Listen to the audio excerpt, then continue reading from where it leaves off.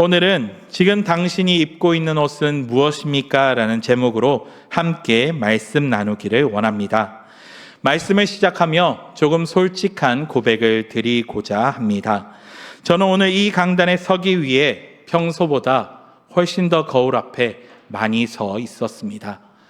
드라이는 잘 되었는지, 셔츠는 깨끗한지, 옷은 뭘 입고 타이는 무엇을 할지 마음에 안 들어서 타이를 풀고 매기를 반복했습니다. 제가 왜 이렇게 유난을 떨었을까요? 물론 여러분을 모처럼 이 자리에 뵙는 것도 있겠지만 무엇보다 이 자리가 만왕의 왕이신 하나님 앞에 서는 자리이기 때문입니다. 가볍게 설 수 없는 자리, 두렵지만 동시에 가장 영광스러운 자리이기 때문입니다. 사랑하는 성도 여러분, 우리는 매일 옷을 입고 살아갑니다. 그런데 이 옷이라는 게 참 묘합니다. 단순히 이 옷은 우리를 체온을 보호해 주는 역할, 그리고 몸을 가리는 천 조각이 아닙니다. 여러분 한번 상상해 보시기 바랍니다. 내일 아침에 출근하는데 잠옷을 입고 정문을 통과한다고 생각해 보십시오. 혹은 가장 친한 친구의 결혼식에 땀에 절은 옷, 기름때가 가득한 작업복을 입고 결혼식에 간다고 생각해 보십시오. 상상만 해도 얼굴이 화끈거립니다. 왜 그렇습니까? 옷은 곧 내가 지금 어디에 있는지, 그리고 내가 누구인지를 말해주는 신분증이자 상대를 향한 나의 태도이기 때문입니다. 의사가 가운을 입을 때 생명을 다루는 책임감을 느끼고 판사가 법복을 입을 때 공의의 무게를 느끼듯 옷은 우리의 마음가짐을 결정합니다. 자, 오늘 본문의 주인공 야곱이라는 사람을 한번 만나보겠습니다. 이 사람은 평생을 치열하게 살았습니다. 수많은 우여곡절 끝에 세겜이라는 도시에 정착하게 되었습니다. 야곱이 생각하기를 이제 좀 살만하구나. 우리 가족들 이제 다리 뻗고 잘 수 있겠구나라며 안심하던 그때였습니다. 야곱의 삶에 감당할 수 없는 비극이 터집니다. 사랑하는 외동딸 디나가 마을에 나갔다가 씻을 수 없는 상처를 입게 되었고, 분노한 아들들은 그 성읍의 남자들을 속여서 칼로 모조리 학살해 버립니다. 이방인의 땅에서 소수 민족이던 야곱의 가족이 그 지역 사람들을 몰살시킨 것입니다. 이 소문은 순식간에 퍼지게 됩니다. 주변의 모든 족속들이 야곱을 향하여 이를 갈기 시작합니다. 야곱은 너무도 분명한 현실을 보게 되었습니다. 그래서 야곱은 창세기 34장 30절에 이렇게 고백합니다. 나는 수가 적은즉 그들이 모여 나를 치고 나를 죽이리니 나와 내 집이 멸망하리라. 쉽게 말하면 이런 고백입니다. 이제 끝났다. 우리 가족은 다 죽게 생겼다. 그가 평생을 바쳐 쌓아올린 재산, 가족, 명예, 모든 것이 한순간에 와르르 무너져 내리는 절망적인 상황. 사방이 적으로 둘러싸여 도망칠 것도 없는 막막한 상황. 그것이 바로 오늘 야곱이 처한 상황입니다. 사랑하는 성도 여러분, 혹시 여러분 중에도 이런 막막함을 느끼신 분이 계십니까? 열심히 살았는데 한순간의 실수로 모든 것이 무너져 내리는 것 같은 기분. 사방이 꽉 막혀서 도저히 탈출구가 없는 것 같은 두려움. 그 절망의 끝자락에서 떨고 있는 야곱에게 침묵하시던 하나님이 찾아오셨습니다. 하나님이 그리고는 아주 뜻밖의 장소를 말씀하십니다. 일어나 베델로 올라가라. 그리고 하나님께 제단을 쌓으라 하셨습니다. 그렇다면 하나님께서 가라고 하신 베델은 안전한 장소였을까요? 그곳은 야곱의 가족들이 몸을 숨길 수 있는 피난처였을까요? 절대 아닙니다. 이 베델은 가장 위험한 선택이었습니다. 베델은 지리적으로 도망치기 최악의 코스입니다. 세겜에서 30km밖에 되지 않아서 반나절이면 갈 수 있는 곳이었습니다. 그리고 이 베델은 허허벌판으로 완전히 노출된 장소였습니다. 그런데 왜 하나님은 왜 하필 야곱의 가족들을 베델로 가라 하셨을까요? 베델은 야곱이 형을 피해 빈손으로 도망치던 날 차가운 돌베개를 베고 울던 그 밤에 하나님을 처음 만났던 장소입니다. 하나님께서는 그곳에서 야곱에게 내가 너와 함께하겠다, 내가 너를 지키겠다, 하나님이 처음 언약하셨던 예배의 자리요, 은혜의 자리였던 것입니다. 이것은 하나님이 야곱에게 이와 같이 말씀하신 것과 같습니다. 너 살고 싶으니? 너 문제가 해결되고 싶어? 그러면 예배 자리로 올라오라는 것입니다. 야곱은 하나님의 명령을 듣고 베델로 올라가기 위해 결단합니다. 3절 말씀에 우리가 일어나 베델로 올라가자, 내 환난 날에 내게 응답하시며 내가 가는 길에서 나와 함께 하신 하나님께 내가 거기서 제단을 쌓으려 하노라. 제단을 쌓는다는 것은 예배를 드린다는 것입니다. 그러나 예배를 드리기 전에 해야 할 일이 있습니다. 2절 말씀을 보시면 야곱은 가족들을 불러 모아놓고 짐을 꺼내게 합니다. 여러분, 야곱의 아내와 자녀들 그리고 그 종들의 짐꾸러미 속에 무엇이 나왔습니까?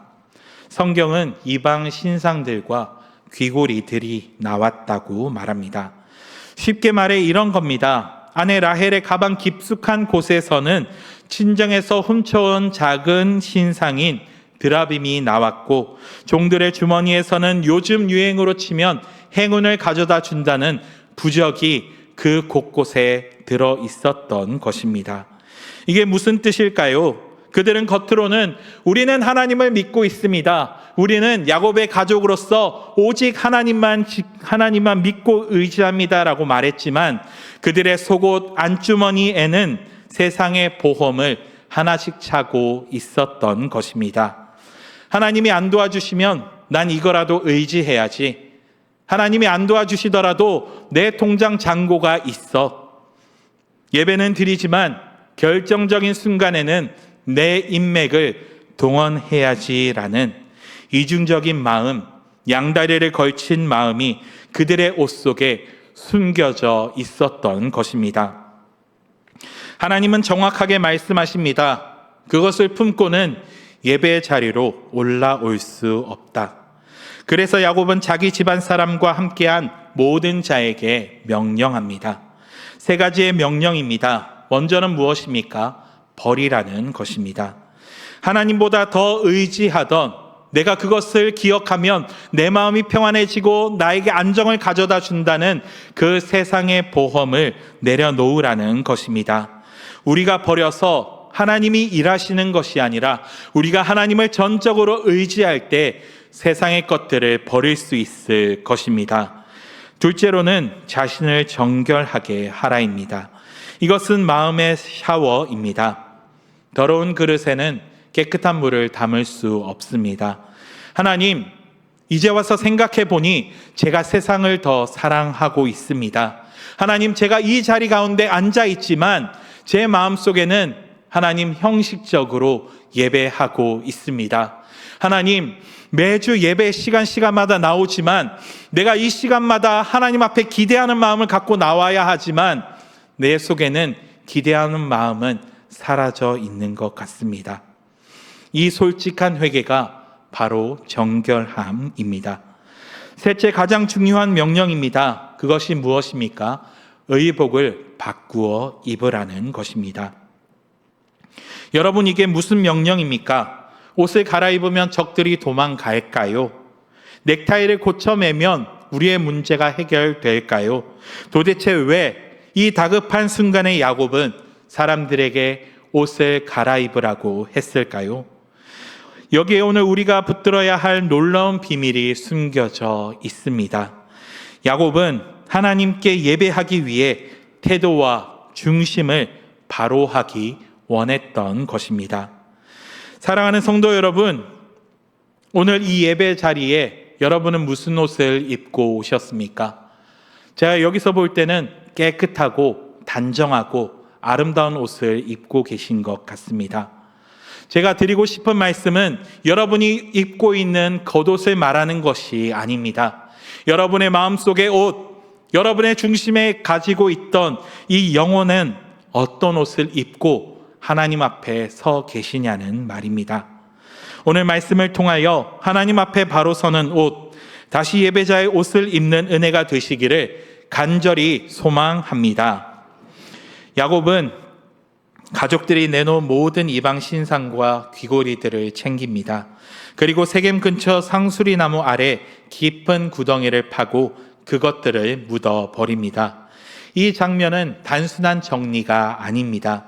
이것은 야곱의 과거에 대한 장례식입니다. 흙을 덮으며 야곱은 이렇게 고백했을 것입니다. 여기서 나의 교만은 이제 끝이 났다. 하나님 없이 살 수 있다는 착각도 여기서 끝났다. 이제 나는 오직 하나님만 의지하겠다. 그렇게 결단하고 야곱은 베델로 올라갑니다. 사랑하는 성도 여러분, 우리의 예배가 이와 같기를 소망합니다. 세상에 의지하던 것들을 내려놓고 하나님 앞에 온전한 정결한 마음으로 예배 드리시기를 소망합니다. 그리고 무엇보다 우리의 삶의 태도가 온전히 하나님 앞에 나아가는 자가 되기를 소망합니다. 우리의 삶의 태도가 하나님 앞에 온전히 나아가는 자에게는 하나님께서는 반드시 새 옷을 입히시는 분이십니다. 그 옷이 무엇입니까? 바로 말씀의 옷입니다. 사도 바울은 로마서에서 주 예수 그리스도로 옷 입으라고 했습니다. 예수님은 곧 말씀이십니다. 즉 말씀으로 하나님의 전신 갑주를 입으라는 것입니다. 저는 오늘 여러분에게 우리가 입어야 할 말씀의 축복 10가지를 선포하고자 합니다. 이 선포가 울려 퍼질 때 아멘, 그 말씀의 옷 제가 입겠습니다 라는 마음으로 함께 선포하시기 바랍니다. 제가 첫째 하면 함께 선포하겠습니다. 첫째, 말씀은 우리 영혼의 양식입니다. 세상 밥을 먹으면 배가 부르지만 말씀을 먹으면 영혼이 살아납니다. 둘째, 말씀은 우리를 죄로부터 지키는 방패입니다. 유혹이 빗발치는 세상에서 오직 말씀만이 우리를 더럽혀지지 않게 막아주는 거룩한 방패가 될 것입니다.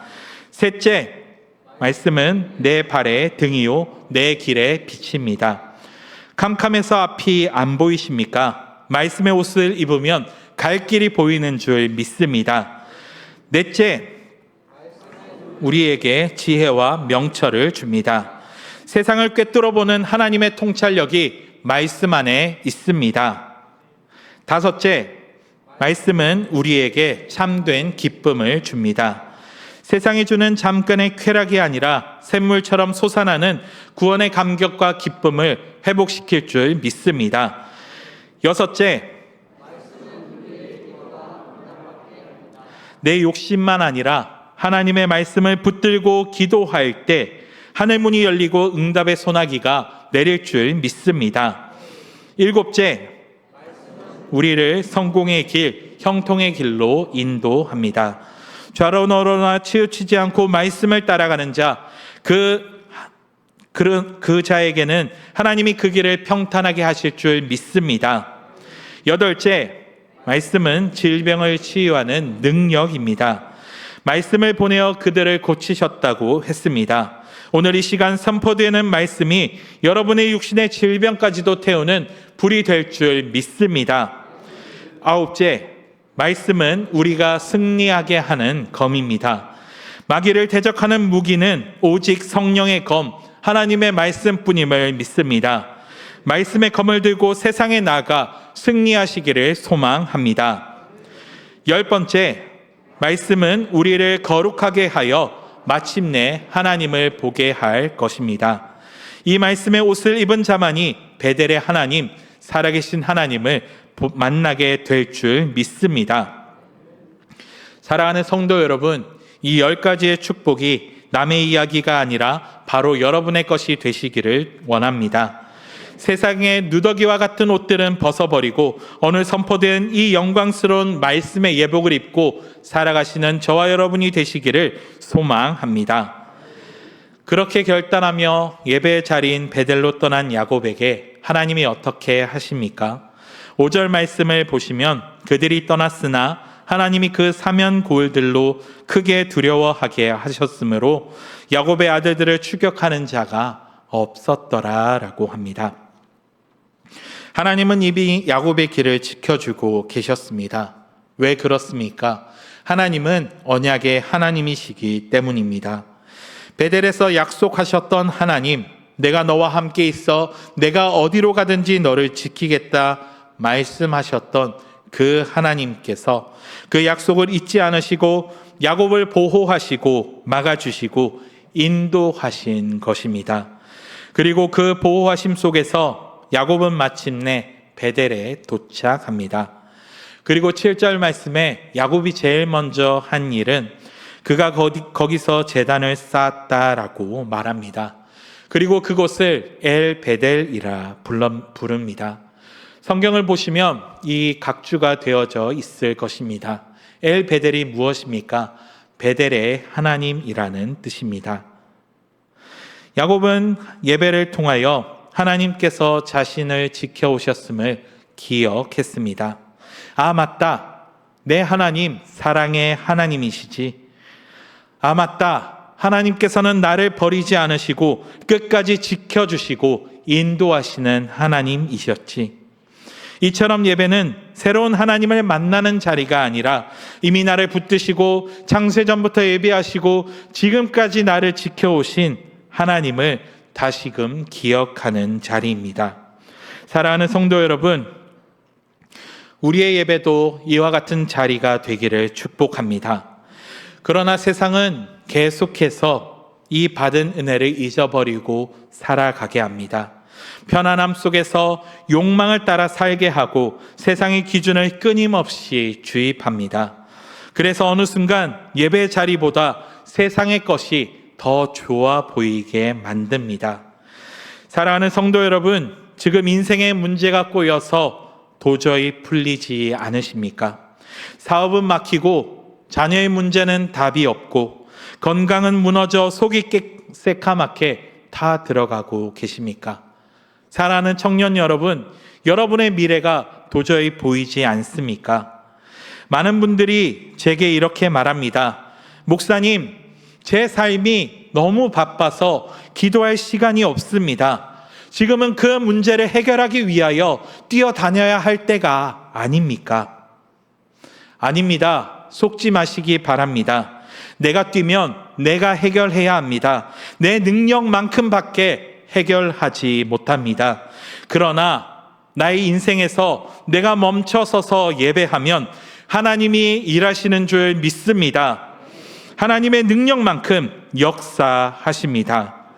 사랑하는 성도 여러분, 여러분의 마음에 맞다, 나 다시 예배 자리로 나아가야겠다. 내가 세상의 것들을 내려놓고 오직 말씀의 옷을 입고 나아가야겠다. 그 생각이 바로 드는 그 순간 하나님께서 이미 여러분의 길 위에서 친히 일하기 시작하실 줄 믿습니다. 설교를 마치며 한 여인의 이야기를 들려드리고 마치고자 합니다. 이야기는 담임 목사님께서 중직 피택되신 분들을 교육할 때 주셨던 말씀 이야기입니다. 이 말씀이 너무 은혜가 되어서 제가 여러분에게 들려드리고자 준비했습니다. 지금으로부터 약 110년 전 1916년 미국 뉴욕에 릴리안 크래커라는 젊은 독일계 자매가 살고 있었습니다. 그녀는 참 행복한 여자였습니다. 사랑하는 약혼자가 있었고 곧 결혼을 앞두고 있었습니다. 아름다운 웨딩드레스를 고르며 남들처럼 평범하고 행복한 가정을 꿈꾸고 있었습니다. 그런데 어느 날 그녀의 인생을 송두리째 바꾸는 사건이 일어납니다. 그녀가 다니던 백인 교회에 흑인 소녀 2명이 찾아오게 됩니다. 당시의 끔찍한 인종차별 때문에 그 소녀들이 교회에서 쫓겨나게 됩니다. 여기는 너희 같은 흑인들이 오는 곳이 아니야. 더러워, 썩어져. 이 모습을 본 릴리안의 마음에 거룩한 분노가 일어났습니다. 하나님의 집에는 차별이 없는데 왜 우리가 문을 닫는가? 그녀는 쫓겨난 그 2 소녀를 데리고 아무도 가기 꺼려하는 위험한 우범지대, 흑인들의 거리인 할렘가로 들어갑니다. 그리고 작은 가정집에서 예배를 인도하기 시작했습니다. 이 소식을 들은 약혼자가 노발대발하며 찾아왔습니다. 그리고 릴리안에게 최후 통첩을 날립니다. 릴리안, 당장 그 더러운 할렘가에서 나와. 만약 당신이 그 흑인들과 계속 만난다면 우리 결혼은 끝이야. 나를 택하든 그들을 택하든 지금 결정해. 여러분, 얼마나 기가 막힌 순간입니까? 눈앞에는 사랑하는 남자와 화려한 결혼식이 기다리고 있습니다. 반대쪽에는 가난하고 멸시받는 흑인 아이들과 평생 고생할 길이 열려 있습니다. 보통 사람이라면 당연히 결혼을 택했겠죠. 그러나 그때 릴리안은 울면서 성경을 펼쳤는데 하나님이 그녀에게 이 말씀을 주셨습니다. 바로 이사야 54장 1절 말씀입니다. 잉태하지 못하며 출산하지 못한 너는 노래할지어다. 홀로 된 여인의 자식이 남편 있는 자의 자식보다 많음이라. 릴리안은 이 말씀을 듣고 결단합니다. 그녀는 약혼자에게 반지를 돌려주었습니다. 그리고 이렇게 말합니다. 미안해요. 당신은 나 하나를 사랑하지만 저 아이들에게는 예수님의 사랑이 필요해요. 나는 세상의 웨딩드레스 대신 하나님이 주신 사명의 옷을 입겠습니다. 그렇게 그녀는 파혼을 당하고 할렘가에 남았습니다. 세상 사람들은 그녀가 제정신이 아니다라고 손가락질했습니다. 여자가 혼자서 인생을 망쳤다며 비웃었습니다. 하지만 결과가 어떻게 되었을까요? 그녀가 눈물로 뿌린 씨앗은 훗날 할렘가를 변화시키는 거대한 베델 가스펠 교회가 되었습니다. 그녀는 비록 육신의 자녀는 낳지 못했지만 인종을 넘어선 수만 명의 영적 자녀를 둔 믿음의 어머니가 되었던 것입니다. 하나님은 그녀의 희생을 결코 헛되게 하지 않으셨습니다. 사랑하는 성도 여러분, 말씀을 맺겠습니다. 오늘 이야기는 우리 모두가 당장 모든 것을 내려놓으라는 말이 아닙니다. 그러나 분명 이것을 묻고 있습니다. 지금 내가 입고 있는 옷은 무엇입니까? 편안함의 옷입니까? 세상이 인정해 주는 옷입니까? 아니면 하나님이 부르실 때 언제든 입고 나아갈 말씀의 옷, 순종의 옷입니까? 하나님은 우리가 대단해서 우리를 사용하시는 분이 아니라 말씀 앞에 나의 세상의 누더기와 같은 옷을 벗고 말씀으로 새 옷을 입는 자를 기뻐 사용하십니다. 오늘부터 말씀 집회, 성령 집회가 시작됩니다. 이 자리는 여러분의 열심을 증명하는 자리이기보다 하나님이 우리에게 새 옷을 입히시는 자리가 되기를 소망합니다. 세상의 누더기는 내려놓고 말씀으로 옷 입고 성령의 자리, 베델의 자리로 올라가는 저 여러분이 되시기를 간절히 소망합니다.